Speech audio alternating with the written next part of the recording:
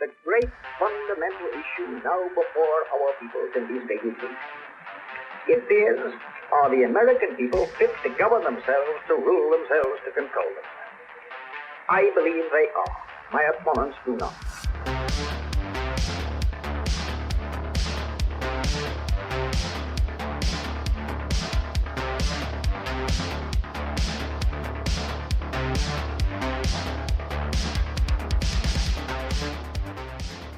I believe in the American Constitution. I favor the American system of individual enterprise. I am in favor of protection.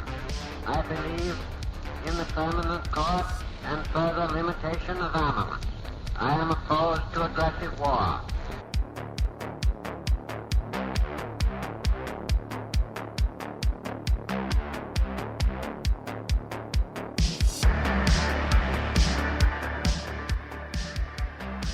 In the councils of government, we must guard against the acquisition of unwarranted influence, whether sought or unsought, by the military-industrial complex. We must never let the weight of this combination endanger our liberties or democratic processes.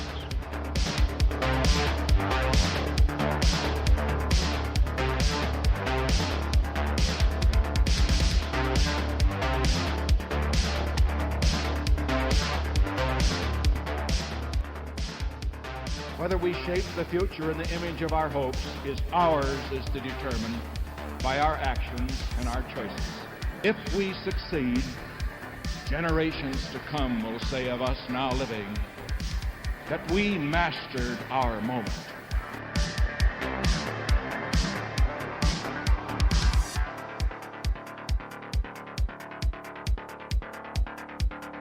Americanism, not globalism, will be our credo.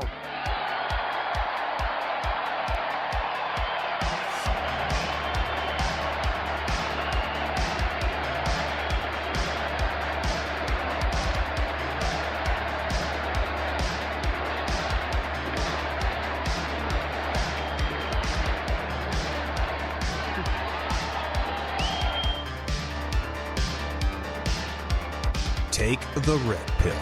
Listen to the right take. Hello, everybody, and welcome to episode number 55 of The Right Take.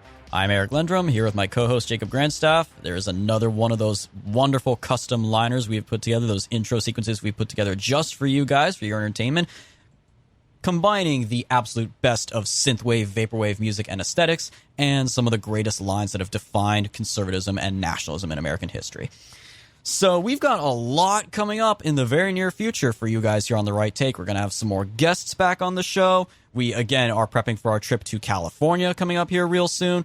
But before we do that, we got one more episode for you guys featuring a wide variety of topics here. We're going international once again, despite ourselves. We are going to talk about the latest example of domestic violence, extremism, domestic terrorism, being completely forgiven because they're on the correct side, according to our institutions. And we are going to talk about the latest edition of a conservative civil war right here in the United States. So to start off, Jacob, kick us off here. I am not familiar with this topic at all, but when you sent this one to me, I could definitely see this is going to be quite an interesting topic, to say the least. What's going on? Why are we looking at the very real possibility of the revenge of the South Korean incels? So South Korea, like Japan, has suffered from one of the phenomena known as deindustrialization. And this, of course, has, just like in the American Rust Belt, has created a situation where you have a lot of young men who simply don't have any means to make an income. And so they end up going to college and they end up getting outcompeted by young women who tend to do better in college and get the jobs that are, natural white-collar jobs that don't require a lot of manual physical labor. And this results in a lot of career-oriented young women who aren't interested in starting families until it's too late to start families, and a lot of young men who are simply not marriageable material. And this is a situation that you got in South Korea. And of course, as you have these highly educated women in their 20s and 30s, they're basically taking political power and substituting that for what would be, to traditional starting a family, raising kids, that type of thing. So feminism is it has entered into vogue in South Korea and Japan the way it did in America back in the 60s and 70s. Oh, terrific. And so this phenomenon known as incels, a lot of our listeners probably I'm sure they know what that is. It means involuntarily celibate, which is someone who simply is a man who is simply incapable of attracting a bride. And so in South Korea, this has created a political cauldron whereby you have a bunch of feminists who are pushing the women into the career path, and you have a bunch of men who are unmarriageable, who are underemployed. And recently they had a presidential election. This is from The American Conservative by Carmel Richardson, entitled Incels Vote Too. The anti-feminist voters of South Korea have made their voices heard as the war between the sexes ramps up. South Korea has elected an incel, or so the headlines go, in a world that has seen both Donald Trump and Eric Zemmour on a presidential ballot. The election of the 61-year-old former prosecutor general is not terribly spicy, except perhaps that he campaigned on being an anti-feminist. Even spicier, perhaps, was the more than half of South Korea that said yes to Yoon Suk-yeol's bid for the presidency, presumably a large coalition of disgruntled males. By a narrow 1% margin, Yoon defeated the Liberal Democratic Party of Korea's frontrunner Lee Jae-myung by promising to absolve Korea's Ministry of Gender Equality and Family, among other seemingly radical proposals. So he defeated the incumbent party, the party of the outgoing president Moon Jae-in, the guy who, of course, negotiated with Trump during the North Korea negotiations. Yes, correct. And now the last time, this is interesting because the last time that conservatives held power in South Korea, it was a woman that they elected to the presidency, and she ended up being prosecuted after she left the presidency. So the Conservative Party has been out of favor with South Korean voters for a long time. And like in America and other Western countries, if the conservatives are on their heels, if they're losing ground, if they want to make up that ground, the best way to do it is to insert cultural issues. Stay away from economics. Understand that the voters want the government to work for them economically. They want social welfare spending. They want the government to pave roads, to pay teachers and all this other stuff. Don't worry about slashing budgets and focus on the cultural issues. If you focus on those cultural wedge issues, conservatives win elections, and this is what has happened in South Korea. So what's interesting about this particular situation is when you break down the demographics of how the vote fell. This lady writes from the American Conservative. She writes that while 37% of the population agreed with the statement people must marry when polled, only 8% of young women agreed, and 0% of self-identified feminists agreed that people must marry. For voters over the age of 50 years, the difference in party preference between men and women was minuscule. For voters in their 30s and even more for those in their 20s, the divide between the two was 20% or higher. So this divide between male and female voters, it doesn't really exist with people 50 years and older because they've already married, they've had kids, they've got grandkids, they've lived normal, industrialized lives. Whereas the new generation that's coming up in a society that is completely wrecked by 21st century globalism, that has devastated the economies of modernized countries that have moved away from industrialization and moved toward high-tech sectors that reward people who have an extremely high IQ, but pretty much just throw anybody else along, out along the wayside. In this situation with people in their 20s and 30s, you're seeing a huge gap between female voters and male voters. A lot of the female voters supported the outgoing Liberal Party. Most of the younger male voters supported the guy who just won. So this is, this issue of deindustrialization and young men who simply aren't able to make a living in the modern economy and young women who are focused on careers to the detriment of their own happiness. This is something that we're seeing even in South Korea. And pretty much anywhere, it's funny, anywhere that the American corporations put their boots, you're seeing this phenomenon happen. It's really interesting to see, just noting the results, like you said, were super close. He got 48.56%, while the runner-up got 47.83%. Some are saying that is the absolute closest election result in South Korea's history. He only narrowly won the capital city of Seoul and the suburbs surrounding it. So really, truly a close election. And I'm a little embarrassed, as I like to consider myself an elections nerd, and I had absolutely zero idea that South Korea was having the presidential election this year, because I've all been gearing up for the French election that's coming up next month. That the article mentioned Eric Zemmour, who's a right-wing journalist. I guess he's more or less the Tucker Carlson of France, and he's running for president. Well, let me put it this way. He was asked in a TV interview in a town hall by this lady who was an African immigrant, or she might have been in Africa at the time she asked the question, but she asked, if somebody like me wants to immigrate to France in search of a better life, would I be allowed to do so under your presidency? He answered with one word, no. But the issue with the South Korean guy is if he can't build off of this support to change things in society, then one thing I'm concerned about is a lot of populist politicians, they use the rage and the angst from those who have been left behind simply to gain political power, and then they get into office and don't do anything to change it. Right, yeah. Because like if he just gets in office for the sake of power and he leaves office and you've still got half of the population, of the male population between the ages of 18 and 38 who are underemployed, who can't find spouses, who can't start families, then he hasn't really accomplished what he was elected to do. He hasn't solved the problems he was elected to solve. So this is the problem that with a lot of opportunists, they'll see the problems out there, they'll rally support against feminists, against minorities, and they get into office and they don't do anything to change it. Yeah.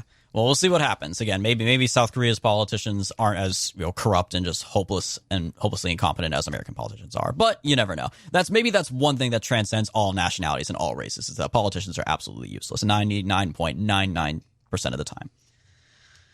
So next up, this in news that really should not shock anybody. If it's only shocking in terms of how we heard about it, in terms of who it's coming from. But spoiler alert, Jacob, do you think that maybe January 6th is totally overblown by the mainstream media? I think the mainstream media knows that January 6th was overblown. And this is one of the things that we've asked a lot of times on this show and also off air, is whether or not people who support all these draconian policies, the mask mandates, the vax mandates, whether or not they, or even just the government cracking down on right-wing dissent, whether or not they actually are just evil people, whether or not they're actual just, genuine NPCs, or whether or not they've actually been conned into believing that this is for their own safety. Yeah, we've talked about this before. Like, for example, when AOC was tweeting about January 6th, and in interviews afterwards and articles, she talked about how she genuinely feared that, Trump supporters were going to break into her office and rape her. When we talked about that, she probably genuinely believes that because she's been brainwashed. And the same goes for the black guy the officer who killed Ashley Babbitt. We were discussing at one point. Michael Byrd. Yeah, Michael Byrd. We were asking, at what point did he actually think that she posed a threat to him, or was he just out to kill a Trump supporter? And I'm of the opinion that because of the propaganda that our news media had spewed, because I went and read some of his Facebook posts way back when he was accused of it in April of 2021. I think he genuinely believed that this was a mob of white supremacists who were coming in there and they were going to kill every single congressperson and they were going to single out black people and try to hang black people. I think he genuinely believed that. And he thought that if they breached that door, that he would be a dead man because of the propaganda that academia, the entertainment industry, and the news industry has spewed. They've got Ashley Babbitt's blood on their hands as much as he does. Mm-hmm. And we see this with this New York Times, with this piece that Project Veritas broke. This is from Spiked. The New York Times mask has slipped. A senior Times journalist has been caught on tape admitting his paper overreacted to the Capitol riot. It was like a scene from a political black comedy, a senior journalist for the most powerful newspaper in the world getting doorstepped like a grubby politician caught with his pants down. Matthew Rosenberg, the Pulitzer Prize-winning war journalist turned national security correspondent for the New York Times, was secretly recorded running his mouth to an unidentified female companion. Videos of their conversations were released last week by the controversial group Project Veritas. And in one particular I think he meant to say in one particular instance. He left out the word instance. That's another thing. These journalists, they can't write. They can't write to save their lives. You got the JV team that no wonder they're pushing us into war and, riling up Americans against one another. They never even pass basic English 101. So, and in one particular, Rosenberg gives a jaw-dropping interpretation of the events of January 6, 2021, when some Trump supporters rioted at the U.S. Capitol building as Congress was voting to ratify the 2020 election.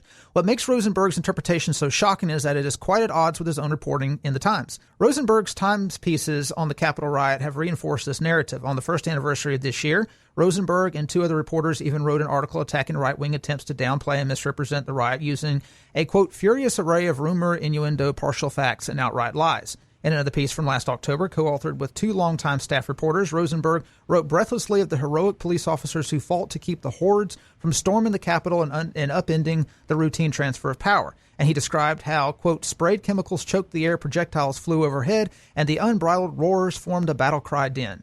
But in the recordings of a private conversation, he described that day very differently. Quote, it was like me and two other colleagues who were there who were outside the Capitol and just having fun.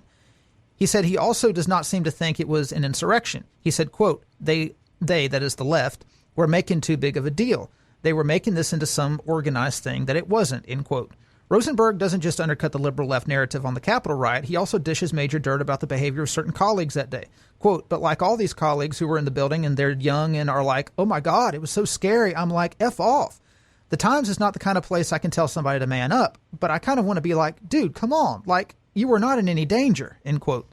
It's impossible to surmise what Rosenberg was thinking when he made these comments. Maybe he was changing his story to impress his companion, or maybe he was telling the truth in his original reporting after undergoing a thorough Timesian editorial cleanup, came out of the machine an entirely different story. Whatever the case, it's deeply disturbing to hear such a frank admission that the Capitol riot was exaggerated by his own paper. Rosenberg also reveals the internal conflict at the Times between the attitudes of the old guard, whom he describes as, quote, reasonable people, and the hypersensitive woke culture prevalent among younger staff members, or as he puts it, quote, some of the crazier leftist shit that's worked its way in there. The sad thing is, under normal circumstances in a healthy media and political climate, nothing Rosenberg said would be that controversial. What he says is interesting and reasonable. The problem is that what he's saying is considered verboten in mainstream discourse, whether it's true or not. This reflects the wider reality of the media in the U.S. and the U.K. Any mention of a fact that doesn't neatly fit within the permitted narrative on race, on gender, on the Capitol riot, and you are instantly transformed into a wild-eyed right-wing nutjob. Because Rosenberg's story is significant, it exposes the fact that America's newspaper of record tells one thing to the public but presents a very different view in private. The implication seems to be that us rubes can't handle the truth. We must let the professionals message reality for us, lest we try, God forbid, to make up our own minds. Thus far, most media are ignoring the Rosenberg story, which only right-leaning outlets are talking about. This is a dismal state of affairs. Truth is not a partisan issue. And this is what happens every time Project Veritas breaks a story. The mainstream media completely ignores it. They just memory hole it. And the only people who are covering it is right-wing media. So you have conservatives consuming one set of media narratives, and then the mainstream or the left is consuming, all the normies are consuming a completely separate set of media narratives. So, and as we're going to get into the next story, when the regime commits atrocities against the American people, when you try to explain this to average, normal, everyday Americans, they don't believe you. They just don't believe that their government, that they support with their tax dollars, would be capable of turning on its own people. And the reason is because, you know, the media, they completely memory hole stuff like this. Whereas if the media covered this, and this should be on the front page of USA Today. I mean, the USA Today is a competitor with the New York Times for the number one newspaper in America. You would think USA Today would run this on their front page to discredit the New York Times so they could convince people, hey, you need to stop reading NYT. That's how competition works. Yeah, but they're not in competition. It's all one cabal. They're all in cahoots. They're all controlled by the same ideological narrative. And they'd have no interest in diminishing their power because the way they see it, they are part of an institution. And if they diminish the credibility of the New York Times, they see that as diminishing their own credibility. And so this is the issue that we're facing in America. It really is a propaganda war to break through, to somehow get the message to the average voter that these media corporations are lying to you. And they're purposely, and not only are they lying to you, they're just omitting facts in order to lead a narrative. And nowhere is that more evident than when the media technically is directly complicit in an actual murder that took place in broad daylight on a city street in full view of the public, all over politics. It seems like it's getting further and further away, of course, but we should not ever let people forget the summer of 2020 and the race riots that burned down half the country as far as we're concerned. And especially not forget the human cost of it, the billions of dollars in damage, which was overwhelmingly concentrated on small businesses, and the cities that were burned down, lives that were upended, and over 24 people who were literally murdered in the streets by Black Lives Matter and Antifa terrorists. And some of the more prominent ones that stick out, of course, I think the most infamous was the one in Portland, where a Trump supporter named Aaron J. Danielson was attending a Trump rally, a pro-Trump event, and then as he was walking home at night, he was being stalked. Multiple security cameras throughout the city, at the various public facilities that he was walking past, all recorded it. He was being stalked through the streets by an Antifa member named Michael Reinl, who was, you could see him ducking into alleyways and hiding, in the entryway to a parking garage, watching him go by and constantly following him. And then eventually, as he walked past a parking garage, Reinl just rushed right out from the entrance of the parking garage, pulled out a gun, went up to him and shot him point blank in the back of the head and killed him, and then ran away. And this scumbag, Michael Reinl, then, of course, charges were filed against him, and he ran away, and a manhunt started, and he was on the run. But while he was on the run, Vice News took the time and gave him the courtesy of doing an interview with him in a secluded location while he was on the run, and he was preparing to air his side of the story. And he claimed in the little teaser they posted, he was like, "Oh, that evil racist was about to kill a black friend of mine, and I couldn't let that happen." Of course, there's no black guy anywhere in the video. There's no proof of any of that. But then, of course, thankfully, this scumbag was found by the police, and he holed up in a house with his children nearby and engaged in a firefight with the police, at which point he was killed. So justice was served and revenge was taken there. But another one that kind of slipped under the radar took place during those same race riots in the summer of 2020 in Denver, Colorado. So, Jacob, what's the background on this murder by an Antifa member in broad daylight that apparently will now go unpunished? So to back up a little bit, this particular murder occurred in the fall of 2020. But if we go back to the summer of 2020, Michelle Malkin and others held a rally in downtown Denver to support the police. It was an explicit back the blue rally. Like, they weren't rallying for President Trump or anything else. Right. It was specifically to support the police. Well, a bunch of BLM and Antifa types, they showed up and physically attacked the group and drove them from the city square. The police didn't do anything. They didn't interfere, which is interesting because this was a right-wing rally to support the police. Right. You had these conservatives who were back in the blue, but the blue wasn't back in conservatives. And this is kind of what led to the diminishing support of police among conservative circles. So during this time that we found out later because of a whistleblower in the Denver Police Department, the Denver Police Union president, Nick Rogers, he later blew the whistle on how the local police chief, who had marched arm in arm with BLM protesters earlier in the summer, he gave the order of his officers to retreat as soon as the leftist mob attacked. And this was a tactic that we've seen happen over and over again. You have a conservative rally in Portland and Denver in a liberal city. The police are there. And then whenever the leftists show up, they have an agreement with the leftists that once they attack, they're going to back up. And this is what happened in Birmingham back in the 60s with the KKK. Whenever you had the Freedom Riders coming down, the Birmingham police, they were in tight with the KKK. And they had an agreement that, okay, whenever y'all show up, we'll give you 15 minutes. And after you've done your work, then we'll step in and y'all better be out of the way or we're going to arrest you. And this is kind of what you're seeing with Antifa in a lot of these cities. They have the police chief is in with these radicals. Well, a little bit later, this was in October of So on October 10th, there was another rally. This was headed up by Benghazi Marine hero John Teagan at the Civic Center Plaza in Denver.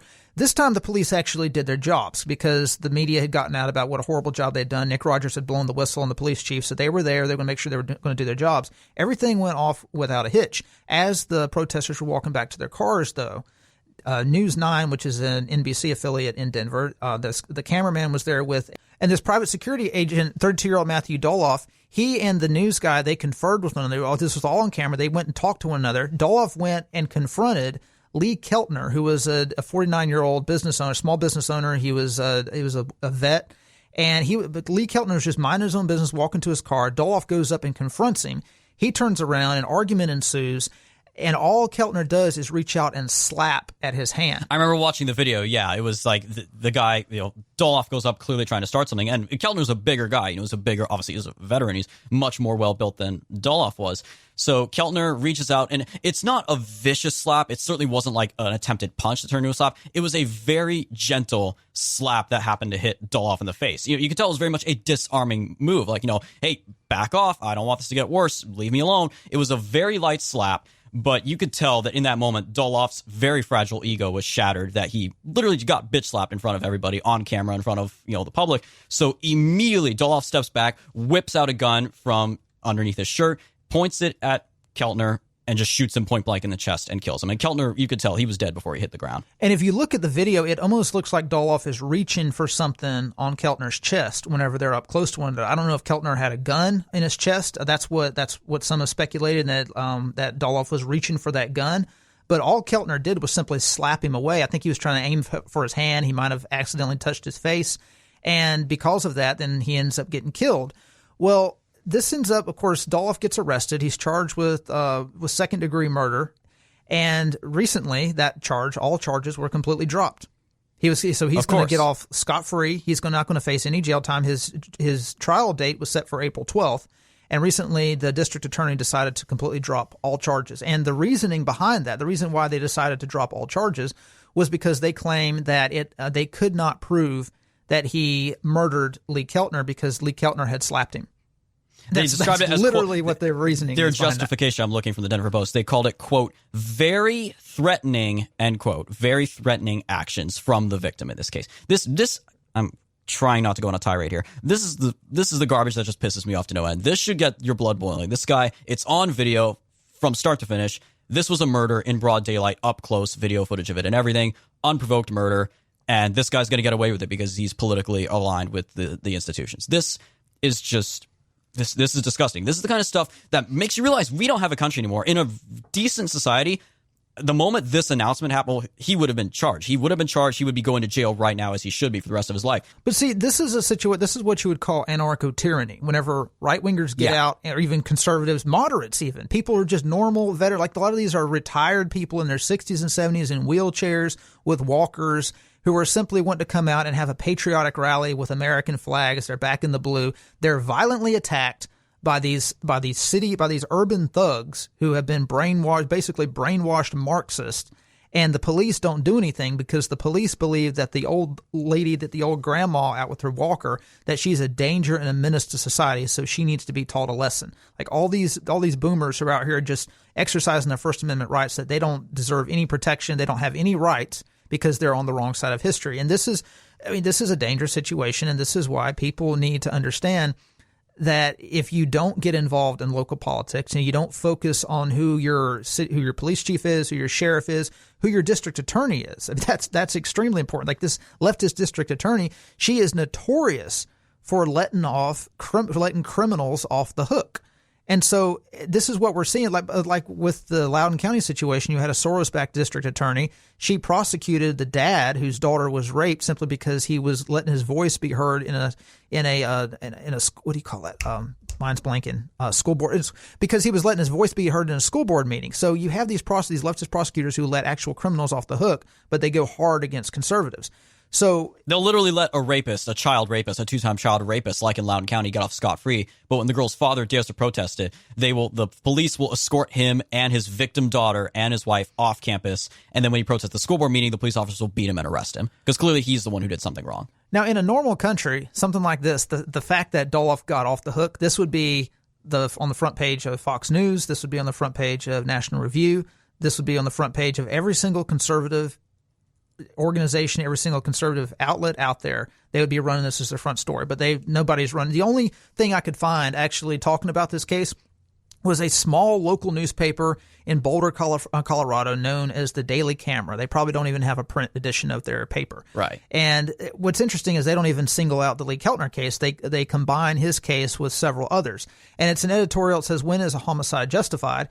And it writes, in Colorado and across the nation, that question has haunted tragedy after tragedy. We saw it near Civic Center Park with the death of Lee Keltner, who was shot in the head as he pulled mace on 2 journalists and a hired security guard. So they make it out, even here, where they're actually attacking the system for letting off Keltner's killer, they're still putting the blame on Keltner. They can't be bothered to talk about the obvious politics of the situation and how that played a huge role in him getting off scot-free. But Keltner didn't even reach for mace until he saw Doloff reaching for his gun. He pulled out his mace to save his own life in an effort of self-defense. It wasn't like, but see, the way they editorialize it, they make it look like Keltner walked up to 2 journalists, pulled out bear spray, and just started spraying him in the face, and that's why the guy pulled out his gun and killed him.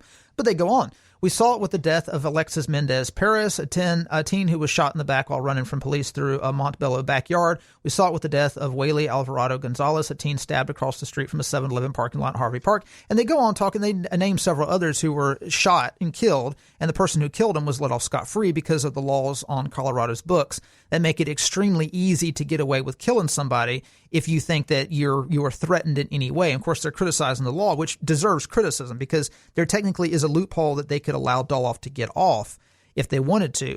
But my point is, like this editorial, this is the only thing that you can find actually attacking the system for letting Doloff off the hook. And they can't even bother to focus on Lee Keltner, which is probably a much more egregious case than any of these other cases that they bring up. Those other cases sound more like generic, police brutality cases that, BLM would talk about on a regular basis, but they lump it in with this, which is clearly a very different situation. Something else I gotta point out, something else I'm piecing together is that these Antifa types, again, looking even at just the still image of the two side by side, this scrawny guy Doloff up against Keltner, the veteran who is obviously in much better shape. Overwhelmingly, Andy Knows reporting will confirm this among other things. Antifa members are overwhelmingly, rich, spoiled white kids who obviously came from very wealthy homes. They probably were raised by professors as their parents. They just are not used to any adversity whatsoever. They certainly have not tried to make themselves better physically. They are used to being carried through life with a silver spoon in their mouth. And this is just one further example. You take one look at the contrast between these two. Of course, Doloff had to use a gun to have a fighting chance against this guy. Because this guy, this veteran, this patriotic American would have absolutely pulverized him in a one-on-one fight, with no weapons involved. So he had to use a gun because he's like, oh, I picked a fight with a guy who's a little bit too big for me. I'm going to shoot him and kill him. Like that's real privilege. You want to talk about real privilege in America and not white privilege? That's an example of privilege in America. Again, that is backed by the institutions. And yet these same people, Doloff and all these other scumbags in Antifa and these domestic terrorist groups, still think that they are the revolution. They still think they're the underdogs fighting the system. You just got bailed out by the system. If it weren't for the system, you would be rotting away in prison right now and up against a lot of other bigger guys than you who would definitely be able to take you one-on-one because you won't have your precious toy at your waistband. Yeah, what's interesting is, Doloff, he was at one time an Occupy Wall Street protester. Oh, of course. And this is what you've seen the system do. It's kind of taken that group, that Occupy Wall Street bunch that was out there and taking dumps in parks and raping people in their tents. Raping people and doing drugs in parks and basically trying to recreate the 1960s, more of an anti-corporate 1960s. You've seen the system take a lot of these people and reorient their rage away from Wall Street against conservatives, against the right. Especially because now Wall Street is on their side. Go figure. Yeah, exactly. Yeah, because they don't want that rage. They understand that angst can't be cured, so they just got to reorient it away from their corporations and their banks toward the people who are a real threat, like a genuine populist right. So the interesting thing about Doloff is he was working as a contractor that day for 9 News, which is the Denver NBC affiliate. And this local news channel had been extremely biased, shall we say, in favor of BLM all through the summer. The media being biased for the left? Say it ain't so. Well, it's different because obviously the national media is biased for the left in BLM. If it's a little bit, it's not quite as common for local news stations to be this biased in favor of BLM. Right. Local news stations are far more likely to actually do the job and just report the news. Like if you want basic news, like what's going on in your area without opinion and spin, you watch local news. That's generally the rule of thumb. So Doloff had been hired through a contract with the Pinkerton Agency, which of course is the agency that was around back in the 1800s. I believe they were responsible for killing Jesse James' sister, brother, and mother. They were notorious for going after people who went on strike. They were notorious union busters. They at one point had more people on their payroll than the United States Army. So they're a notorious private security firm. So he was hired through a contract with Pinkerton, which had subcontracted the work out to Isborne Security Services, who hired Doloff to work for this news agency. Now, at the time when this happened, Pinkerton refused to comment. When they were contacted by news outlets, they refused to comment, and they refused to say who this Isborne Security Services was that subcontracted and hired him to work for the news agency. In the days and weeks after the shooting, the city of Denver confirmed Doloff did not have a license to operate as a security guard or to carry a gun in Denver. Now, is he going to serve any jail time for carrying a gun in Denver without a license? I guarantee you that if any of those conservative activists had been armed, they would have been charged with a gun charge, and they would have been thrown in jail, and the key would have been thrown away. Last June, and this would be in June of 2021, the city of Denver did revoke Pinkerton's license to operate as a private security company in the wake of the shooting. Both Pinkerton and Isborne Security had been cited for violating the city's municipal code, and Isborne reached a settlement agreement with the city to surrender its security guard employer license and not seek another one for another 5 years down the road. So they gave a little slap on the wrist to Pinkerton and this subcontractor, but nothing's going to happen to Doloff. He's not going to get a gun charge. He's not going to. And what's interesting is, how whenever conservatives end up shooting someone in self-defense, they throw the book at them, like they put like 5 or 6 or 8 charges on them, kind of like they did with the recent case in Georgia. Like they threw everything they could at that father and son, just piled on the charges. Yep. So if they're federal hate crime charges, everything. Yeah. So if they're acquitted of one, then they've got 7 others they can fall back on. Well, Doloff was charged with 1 murder charge. So all they had to do was dismiss the 1 murder charge, and now he's scot-free. No gun charges, nothing. So. Yeah, so that basically sends out because I think what it is the system, like the system that runs this country, like the media, the whole media industrial complex, they were so outraged by the Kyle Rittenhouse case, like those in the Justice Department, the DAs, the leftist DAs, they were so outraged by that debacle. The whole trial was that if Rittenhouse is acquitted, this is going to send a message to the right that it's okay to kill protesters. That if you're not going to be prosecuted if you go out in the streets and you're attacked and you shoot in self-defense. Well, this is trying to send a message to the right that if you demonstrate in favor of any kind of right-wing cause, you will be hunted down and you will be killed, and your killer will not face justice. So it is kind of the situation where you don't have a real country when you've got that situation where the rules don't matter. You see the other side as an enemy, as an enemy combatant. You don't see them as just they're not Democrats fellow and countrymen. Republicans. Yeah. And even that best case scenario, you better hope that if you do, kill a leftist terrorist, you're in a jurisdiction with like a judge or a DA that actually will uphold the law. Because again, a huge part of the Rittenhouse case was the judge who kept slapping down the prosecution when they tried to, twist and turn and all the things like say, oh, you've kept quiet up to this point in the trial. Why is that? And the judge had to scream at them like, are you kidding me? That's basic legal proceedings. What are you talking about? Whereas in this case, obviously the DA was not on their side. So it also comes down to locality as well. So if you're in Cook County, unless you're just Jussie Smollett, you're not gonna get off scot-free. So with all this going on, with all these international politics and things going on the left scoring more victories in the streets every single day, what is the right doing? What is the establishment right? What is the conservative movement in America doing today? Well, in this latest edition of Conservative Civil War, we just had to talk about this. CPAC and transgenderism. What could possibly go wrong? So this all started on March 6th when the New York Post posted an editorial, an article, I should say, kind of slightly hinting at support for by far the most controversial transgender person in America today, and that is Will Thomas, who now prefers to call himself Leah Thomas, the Penn State student who was a man, but now he identifies as a woman, and switched from the men's swimming team to the women's swimming team. When he was on the men's team, he was ranked like literally 462 or something out of all male swimmers in colleges across the country.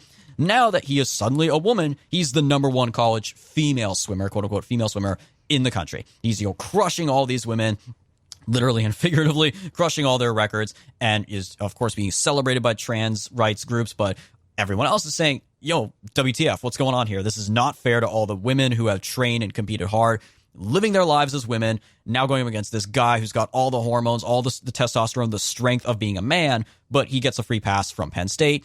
And, oh, by the way, he gets to use the locker rooms with them, too. And well over a dozen of his teammates have complained anonymously to the coach, to the school, saying, we do not want to share locker rooms with a man. And the school tells them to go pound sand, deal with it. That's progress.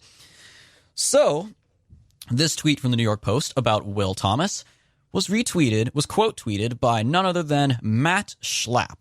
Now, who is Matt Schlapp? You may know who that is. He is the chair of the American Conservative Union, which is the organization behind CPAC, the Conservative Political Action Conference, which is the mothership of conservative gatherings. It's the biggest gathering of political conservatism and conservative figures you will find anywhere in the country every year at any given time. It is the Comic-Con of conservatism. It's the Coachella of conservatism. It is where you will find everybody. You go to a CPAC. I had the privilege of going to CPAC in 2020, and right before everything went to hell with COVID.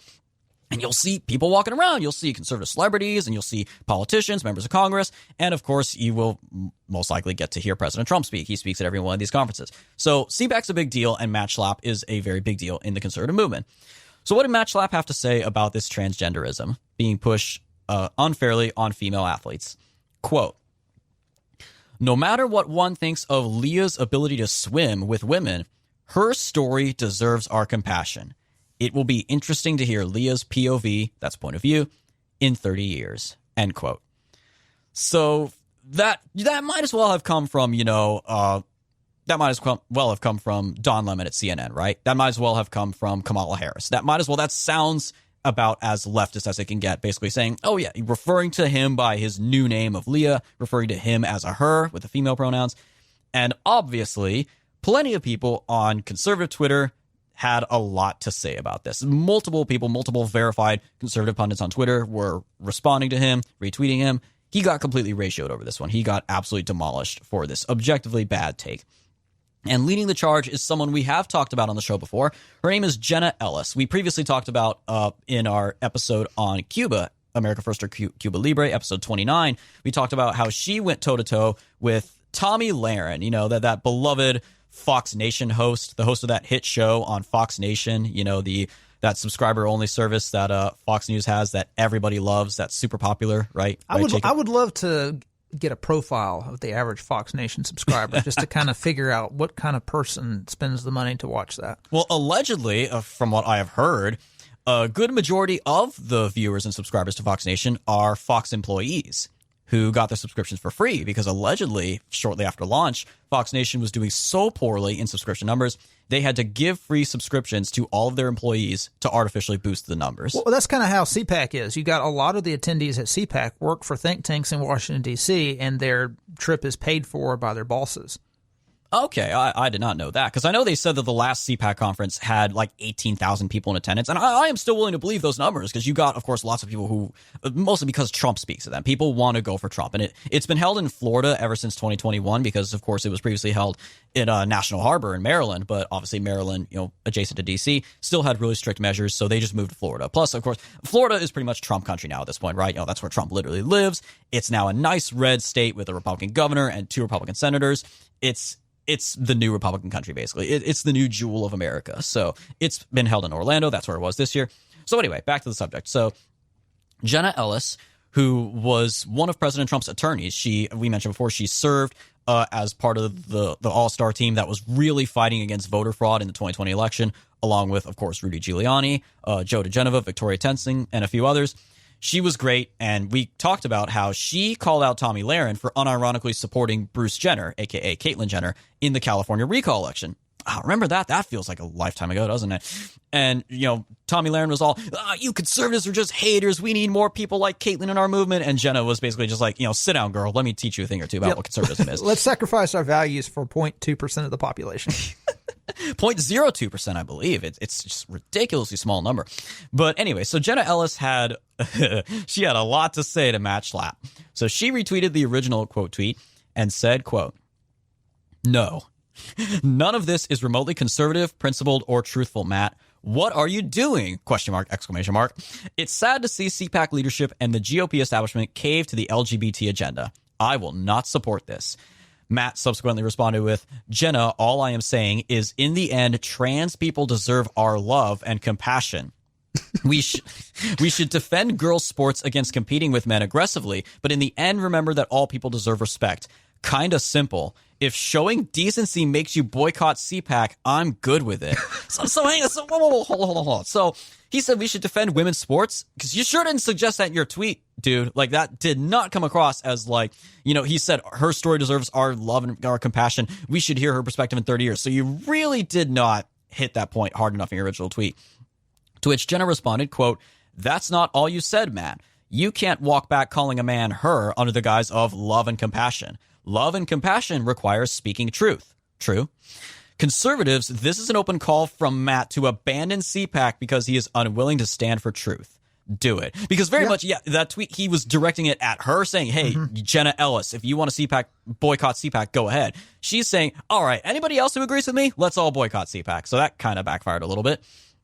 She then further responded saying, quote, "Matt, I have to wonder what kind of decency you think is being shown to the young women who are forced to share a locker room with Leah Thomas." Ooh, that's a very, very good point.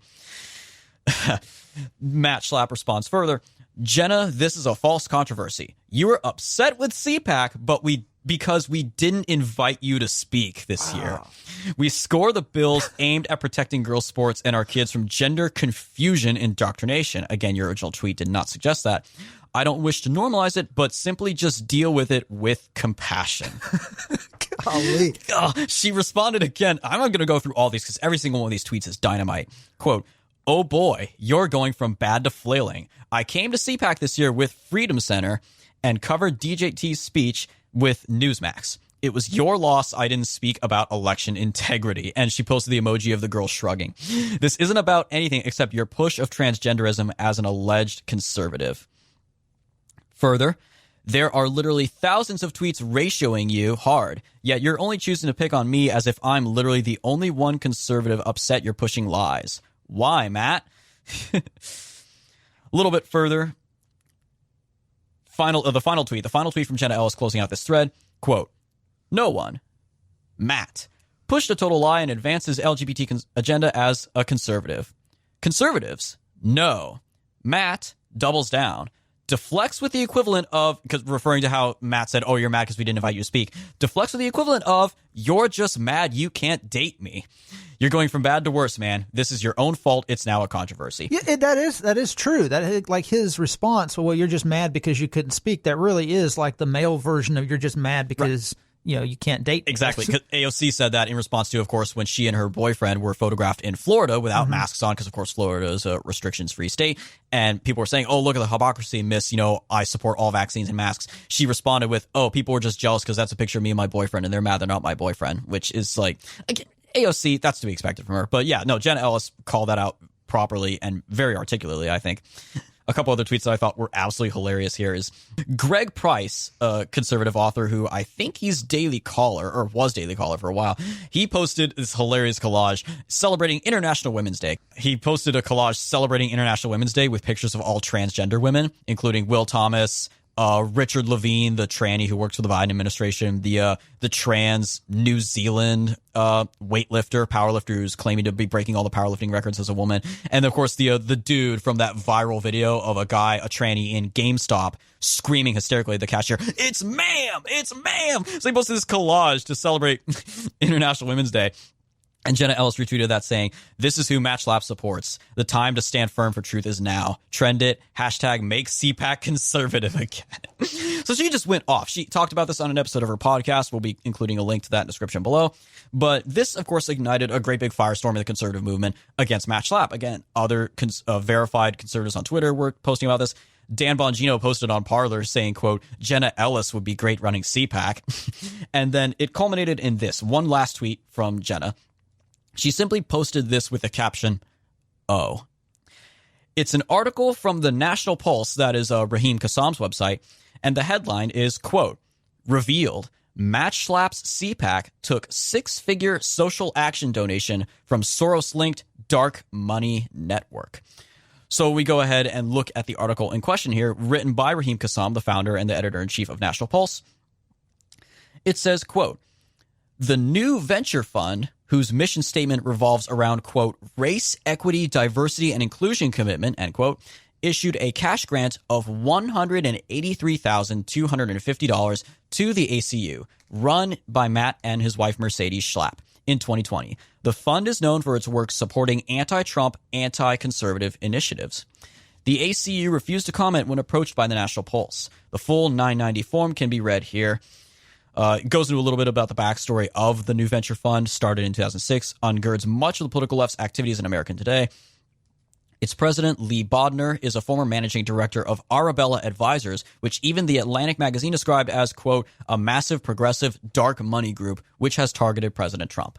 So we'll post a link to this article in the description below, this in-depth investigation. It notes, by the way, the article does take time to talk about Schlapp's tweet about trannies, and notes that, he was called out by Jenna Ellis, the Blaze TV's Ali Stuckey, and others who all ratioed him for it. So you take one look at that and think, okay, is this proof that something's going on at CPAC? If they, as recently as 2020, they took a six-figure donation from Soros, perhaps something's going on there. And sure enough, the National Pulse did follow up with another article on this titled, quote, "Pro-life pit bull slams CPAC as video emergence of Schlapp admitting, quote, I don't want pro-life panels." So again, following this I did not even know this until I just the other day I was checking National Pulse and saw the top of the article about Schlapp. So this article was written by Raheem Kassam on March 9th. For context, the article on the dark money donations from the Soros group was written on March 8th, 2 days after his transgender tweet. So this is a day later, on March 9th. An anti-abortion activist dubbed the pro-life pit bull of the Conservative Political Action Conference has spoken out as video evidence emerged of Schlapp admitting he shut down attempts to host a panel discussion on the subject at their latest event in Florida. Allison Centofanti, who has served at Live Action, Alliance Defending Freedom, and the Concerned Women for America, took to Twitter on Wednesday to explain her disappointment with the American Conservative Union and its conference CPAC. Quote, "I have served on the Social and Cultural Planning Committee for CPAC," said Centofanti, "where a small group of leaders meets to compile topic and speaker ideas and submit them to CPAC. These always seem to be considered and many accepted, but not this year. Oddly this year, not a single speaker or session focused on abortion," she notes. "Not one on the threat to women's sports, not one on religious liberty, not one on family, marriage, sex trafficking, pornography, etc., etc." So it sounds like basically pretty much all the major social cultural issues, right, Jacob? Mm-hmm. Yeah, well, see, Soros is known to do this. He will give money to right-leaning or supposedly right-leaning organizations. Like, he's a big backer of Cato, the Cato Institute. He's spoken at Cato before many times because they have common ground on their open border stance. It pretty much is the libertarian. It is to libertarianism what the Heritage Foundation is to conservatism. It's the dominant think tank for libertarians. Yes, correct. And so in a situation like this, the thing is, if Soros is giving your organization money, it's because he thinks you or someone with influence in your organization is going to be capable of pushing his worldview. So he would not give the people who have received money from him and from someone else that he donated to, they would not be given money to the Schlapps, to the ACU, if they didn't see the Schlapps as a vehicle for change in the conservative movement. That is, to change the conservative movement into a more socially progressive movement and a more socially progressive direction that will sideline pro-lifers, that will sideline social conservatives. The article goes on to note, Schlapp took to Real America's Voice to protest that the money he receives from the left has no bearing on the content of his conference. But critics have pointed to Schlapp's apparent endorsement of, quote, compassion towards transgender people. We already talked about that. He then said in the interview, quote, we always say every year we should have a pro-life panel. And I broke that. I was like, I don't want a pro-life panel. These are his words. And they were like, why? Because I think everything is pro-life that we talk about. Everything should be life-affirming. Okay, so because it's just assumed, because yes, being pro-life is one of the absolute universal positions of conservatives, like 99.99% of the time, right alongside the Second Amendment, or actually probably even more so than the Second Amendment, because you got guys like Dan Crenshaw who support red flag laws. Find me an issue, Jacob, that is more universally shared on the right among politicians, among the pundits, among the base, than abortion. It is a cornerstone of conservative values in America today. So his assumption is that, like, correctly, because everybody shares an opinion, his assumption is, oh, well, because it's so obvious that we're pro-life, we don't need to talk about it. Well, that's like saying, it's so obvious we support Trump, we don't need him to speak at CPAC. Well, the way he's using that is it's actually not in the sense that it's obvious for pro-life, so we don't need to talk about it. It's more like he's using the definition of pro-life the way that leftists use the definition of pro-life. Because if you talk to a leftist about being pro-life, they'll say, well, if you're pro-life, why don't you support welfare? Or if you're pro-life, why do you support the death penalty? Yes. So they'll take that term and they'll try to expand it to other issues other than abortion. And that, to me, that seemed the way he worded it. That sounds like what Matt Schlapp is doing. That he's using the language of the left to describe the word or the term pro-life. And usually this is a first indicator that a person is a wolf in sheep's clothing, or that they are a secret closeted liberal. When they start using the terminology of the left, they start using the definitions of the left in their regular speech, you know that they're already starting to think that way. Now, I don't know if Schlapp is himself personally a closeted liberal, or I'm guessing that he's probably leaning more and more left because of the circles that they're in. The DC, that. And speaking of their family being in the DC circles and around the liberal elite, this is what we've talked about many times on the show. You have conservatives who are genuine conservatives. They move to DC, they get involved in conservative politics, but because all of the social cliques around D.C. are Democrats, and all the social cliques, even in Republican circles, are socially liberal, their politics tend to change over years the longer they're in the D.C. area. Rather than changing pockets of D.C., they tend to become more like the people around them because they want to fit in their social circles and the social class that they've moved into. So I was in the research for this main topic. I came across this New York Times article that it was a profile piece on the Schlapps. So in this article, in this New York Times article, this great line I found about the Schlapps. It says, this past weekend, the Schlapps aired their disgust at the comedian Michelle Wolf's takedown of Sarah Huckabee Sanders, the White House press secretary at the White House Correspondents Association's dinner. You probably remember this. This really blew up. And, quote, it's why America hates the out-of-touch leftist media elite, Ms. Schlapp tweeted from a limousine en route to an exclusive after-party organized by NBC, MSNBC. Not even Fox News. Like, this is an exclusive after-party organized by NBC/MSNBC. Asked about the couple's own membership in the elite, Mr. Schlapp responded, quote, I mean, I'm not trying to act like I'm driving a garbage truck in Des Moines. You don't tweet that if you're in a limousine en route to an exclusive after-party organized by NBC, MSNBC. And this is what a lot of conservative elites try to do. They try to use populism. They try to use class warfare to gin up clicks because they want clicks on their website. They want people to listen to their podcasts. They want people to watch the show on Fox News. So they will purposely foment class unrest and class warfare, which is what this tweet is doing. This is a clear appeal to class warfare, which is fine if you're part of the class that is trying to take down the establishment. But if you're part of the establishment, your goal should try to be to get more people who are part of the masses out there in middle America to come join your side in D.C. to take on the establishment so you can take over the establishment from within. You don't continue to foment class warfare when you're literally part of the elite and you're on your way to a gala hosted by NBC News.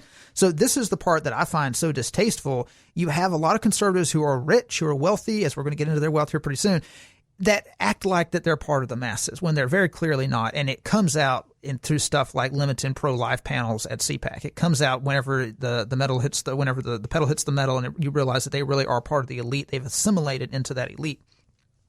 So one of the biggest problems that I've always had with the Schlapps, Mercedes in particular, is they never really got on board with Trump nationalism. So they're like Bush Republicans trying to weather the Trumpian storm, hoping that it blows over. So, for instance, Mercedes said in 2015 that Trump is, quote, really going to struggle if he goes and continues to push a very strident immigration policy that doesn't show in any way that we can, in fact, find a legal path for these individuals who are here, for these undocumented immigrants that are here, end quote. Now, just a little background, the Schlapps met in the George W. Bush White House when Mercedes Schlapp, who is known as Mercy, grew up. She grew up in Miami as the daughter of a Cuban immigrant. She was a liaison to Hispanic and especially news media outlets in that area. Mr. Schlapp rose to the role of White House political director. He grew up in Wichita, where he was a top-ranked tennis player and taught Charles Koch's son, Chase, how to play tennis. Also worth consideration is that Mercedes was the director of strategic communications for the Trump White House and then went to work in a high-level capacity in the Trump 2020 campaign. Now, the director of strategic communications, she's going to be in charge of which issues to emphasize, which issues to de-emphasize when the Trump White House and the Trump campaign are issuing their directives, like which issues. Obviously, they can't focus on every issue all the time, so they've got to prioritize. This is from Michelle Malkin's book, Open Orders, Inc., Who's Funding America's Destruction? In 2005, Koch Industries hired Bush administration operative Matt Schlapp to head its D.C. lobbying organization. In 2009, Schlapp founded lobbying firm Cove Strategies with his wife Mercedes. In 2014, he was elected chairman of the American Conservative Union to oversee the annual CPAC. In 2017, Mercedes Schlapp was named senior White House communications advisor. While the Mrs. left the family lobbying shop, Matt Schlapp reaped the benefits of his intimate ties to the White House. The year his wife headed the West Wing, Cove Strategies under Schlapp's reign raked in more than $1 million in lobbying income. In 2018, the Schlapp's firm made nearly $1.3 million. And in the past first 5 months of 2019, the business had already pulled in $420,000. Among its top clients, the Seasonal Employment Alliance, a business association singularly dedicated to busting the caps on the H-2B visa program for temporary, low-skilled, non-agricultural workers. If you've ever wondered why it's so difficult for your teenage kids to get summer jobs at your local resort or amusement park, you can thank the H-2B program. In February 2018, the Alliance held a fly-in lobbying event in D.C. for members to pressure Congress to expand their cheap labor pipeline. Out-of-towners reportedly received a sweetheart discount at the Trump Hotel. In February 2019, journalist Peter Dabroska of the conservative Big League Politics news site reported that Mercedes Schlapp blocked Angel Moms, a group of parents of children killed by illegal alien criminals, from meeting with President Trump to express their opposition to a budget bill that shortchanged border wall funding. In March 2019, despite adopting a higher American job agenda, the Trump Department of Homeland Security raised the H-2B visa limit by 30,000 visas to a record high of 96,000. Scores of those visas have gone to laborers at Trump's Mar-a-Lago hotel in Florida. All of this swampy business came to a climax after my CPAC speech in 2019, sounding the alarm on open borders, in which I blasted Republican failures to control overall levels of both legal and illegal immigration. When I returned to the backstage VIP area, a man in a business suit approached me to pester me about the need to lift the H-2B visa cap. Ordinary citizens don't have access to the exclusive roped-off areas of CPAC, but deep-pocketed donors and corporate lobbyists do. The unseemly conflict of interest in Matt Schlapp conducting his cheap labor lobbying business and running CPAC while his wife works in the White House is classic D.C. access trading. Once the premier gathering for the rank-and-file base of the conservative movement, CPAC has become an elitist pay-for-play operations that reflects the Open Borders, Inc. agenda, not the grassroots. It's time to cancel this outdated and out-of-touch Beltway institution that marginalizes the youthful energy of millennial nationalists and which has long shunned and shunted immigration hawks, unafraid to call out the big business influence on the party establishment. And this is why bringing in people who are holdovers from the Bush era Republican Party who served in the Bush administration was so dangerous to the Trump nationalist agenda and was so important for the establishment. It was so important for them to get people like the Schlapps into the Trump White House so they could thwart the immigration agenda. Because The Republican Party is still backed by corporate interests. We've talked about that many times. That has not changed. This is the main impediment to actually taking over the Republican Party with Trumpian nationalism is you have so much of the donor base is still beholden to cheap immigrant labor. And so Trump's rhetoric, and this is why we talked about this actually many times on the show, one of the disappointing things at the 2020 campaign versus 2016 was the lack of emphasis on immigration. I think we can blame Mercedes Schlapp for this because she was over the strategic communication of the campaign in the White House. So this is why it's so important that when you're bringing holdovers over from a previous Republican Party, that they have genuinely changed their beliefs in politics and they haven't just changed their rhetoric. And it needs to be said, too, that, of course, CPAC, like I said, it is a big deal. You can talk about whether it's been subverted, infiltrated, what have you, but CPAC is still the dominant conservative gathering in the country at any given time. It's only rivaled by the RNC. And again, that, of course, happens every 4 years. And that is more party politics rather than conservative politics. So, and of course, as we all know, that's prone to change depending on whoever the nominee is. So CPAC and the ACU command a lot of capital, a lot of money, a lot of resources. It's important. It's kind of like the NRA. You know, the NRA obviously has been going very, very downhill with the non-existent leadership of Wayne LaPierre. There's multiple articles on this, that this is not just some left-wing attack, that insiders at the NRA, board members have resigned en masse. You know, the average gun-toting American supportive of the Second Amendment does not support Wayne LaPierre's leadership. It's been going downhill, and the NRA is one of the oldest, certainly one of the oldest Second Amendment institutions, one of the oldest organizations in the country. And it would be so much better if we had someone in charge of the NRA, like, off the top of my head, Donald Trump Jr. Donald Trump Jr. in charge of the NRA. It would actually be a natural fit because he is a total gun guy. He loves to go on safaris and stuff and post pictures going on hunts and whatnot. But, of course, you have the Trump name in there. He obviously knows a thing or two about running a business because he's been running his father's business since he was first elected in 2016. So you get someone like that in command of all the power and the capital that the NRA has. It could do some serious damage to the left at an institutional level, at an organizational level. And CPAC, of course, absolutely is another example of something that could inflict a ton of damage on the left. But when the head of CPAC is voicing his support for transgenderism, even if he's forced to walk it back and qualify it due to criticism, if he relented under this criticism time and time again that he was wrong, like, okay, yeah, I support women's sports, whatever. But the fact he made this statement to begin with is already getting off on the wrong foot. It's kind of like when Kristi Noem, remember Governor Kristi Noem of South Dakota, vetoed the bill that would have banned trannies from competing in women's sports and is like, oh no, I'm going to sign my own executive order to do it myself. Like, the damage is already done. You can't undo that disorganizational mess that you created. We've got to have someone who understands what is driving the right now. And certainly the fact, again, the social, cultural issues, that absolutely was a key role in winning the Virginia election and making New Jersey as close as it was. It was critical race theory and it was transgenderism. It was those two things, both under the umbrella of educational issues, of what's going on in our public schools right now. And that's what it all comes down to, is what these poor girls, these college students, these teenagers, the 2 teen girls who got raped in Loudoun County by a tranny and the schools covered it up, transferred him to another school before he did it again, and then finally he got arrested and convicted. And again, you got to make everything personal. Matt Schlapp and Mercedes Schlapp have 3 daughters. I can guarantee you that they would not support a tranny competing on their daughter's swim teams or softball teams or what have you. And certainly if Matt Schlapp, like any good father, I'm sure, if he found out about his daughters going through a situation like this where they just share a locker room with a guy who says, oh, I'm a girl now, he would be banging down the principal's door demanding that action be taken, that person be kicked off the team and his daughters not be exposed to a naked guy in their locker rooms. Any father would do that. That is the proper thing to do. But, of course, I'm sure, his daughters go to very fine schools, very fine, probably a private school, probably an expensive school, and maybe they don't have to deal with that. But you look at the vast majority of American students, female American students at public schools that are going through this, and their parents aren't going to be able to bail them out because their parents, on average, again, like the parent in Loudoun County, he tries to talk about it to the school authorities, tries to report to the police, he gets escorted off campus. He gets beaten and arrested by the police for it. And if you're not going to fight on the transgenderism issue, just as you're not going to fight against the opioid crisis or illegal immigration and what it's doing to rural America, what it's doing to the white working class that was the backbone of this nation from its founding up until very recently, then you've demonstrated you might not understand what it takes to make the conservative movement stronger, to really fight for those values and make it a viable political movement that is capable of overcoming everything the left is throwing at us. Donald Trump did this in 2016. Glenn Youngkin managed to pull it off in Virginia last year. It can be done if someone understands that power, understands that rhetoric, and harnesses it.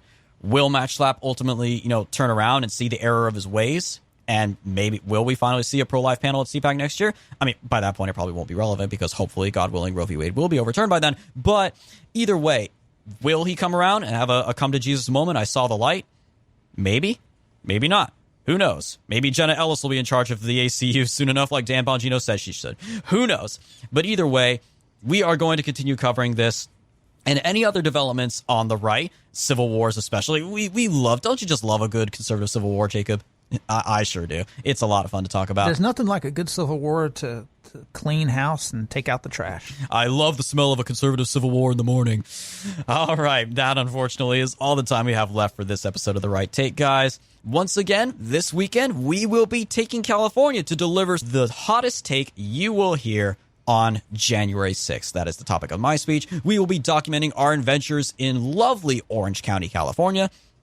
And we will have all of that for you next week for episode 56. Until then, as always, guys, be sure to follow us, all of our latest content and updates at our website, righttakepodcast.com. The full list of podcast platforms and social media sites where we are available, righttakepodcast.com/subscribe. But of course, if you're feeling as generous as ever, righttakepodcast.com/support.